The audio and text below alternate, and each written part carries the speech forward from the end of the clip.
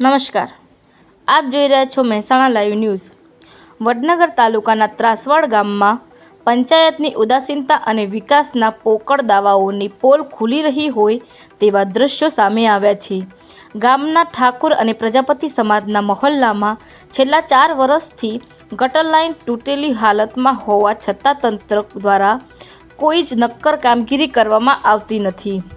ભેદભાવની નીતિ જોવા મળે તેવું સ્થાનિકો કહી રહ્યા છે। સ્થાનિક રહીશોના જણાવ્યા અનુસાર ગટર લાઇન તૂટી હોવાથી ગંદુ પાણી ખુલ્લી કેનાલમાં વાટે પસાર થઈ રહ્યું છે। આ ખુલ્લી ગટરને કારણે આ વિસ્તારમાં ભયંકર દુર્ગંધ ફેલાઈ રહી છે। એટલું જ નહીં, અહીં મચ્છરો અને ઝેરી જીવજંતુઓનો ભારે ત્રાસ વધી ગયો છે। અહીં સાફ સફાઈ પણ કરવામાં આવતી નથી, જેના કારણે આજુબાજુ અને મહોલ્લામાં મેલેરિયા અને ડેન્ગ્યુ જેવા જીવલેણ રોગો ફાટી નીકળ્યા છે।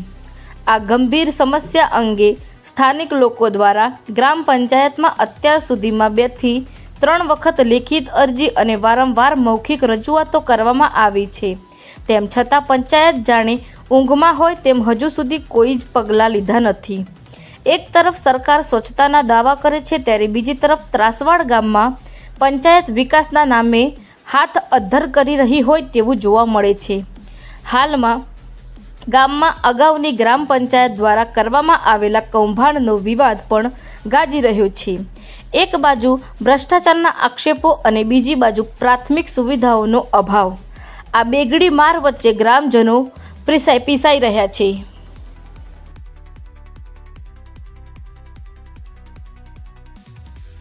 ગટર લાઈન અહીંયા સરકાર દ્વારા જે પહેલાંથી શરૂ કરવામાં આવી છે, જે કેનાલ કે જે વરસાદના પાણીના અવર જવર માટેની છે, પણ અહીંયા એ પાણીની અંદર એક ગટર લાઈન જોઈન્ટ કરી હતી જે ઘણા વર્ષોથી, જે કે 3-4 વર્ષથી તૂટી ગયેલી છે અને એનો અત્યારે કોઈ પણ પ્રકારે કોઈ નિકાલ કરવામાં આવતો નથી, જેના લીધે ખૂબ જ ગંદકી અને અત્યંત ભયંકર મચ્છરો પડ્યા અને એટલા બધા જીવડા નીકળ્યા એની અંદરથી, અલગ અલગ પ્રકારના સાપ, ઉંદર, તમે ના જુઓ એવા ઝેરી જીવડા અહીંયા નીકળીને ઘરોની અંદર આવી જાય છે અને મચ્છરનો ઉપદ્રવ એટલો બધો જોવા મળે અને કઈ ઘરે હરેક વ્યક્તિ મોસ્ટ ઓફલી બીમાર જ જોવા મળે તમને। અહીંયા કોઈ પ્રકારની સફાઈ થતી જ નહીં અને સફાઈ કરવામાં આવે છતાંય એને રિપેરિંગ કરવામાં તો આવતું જ નહીં।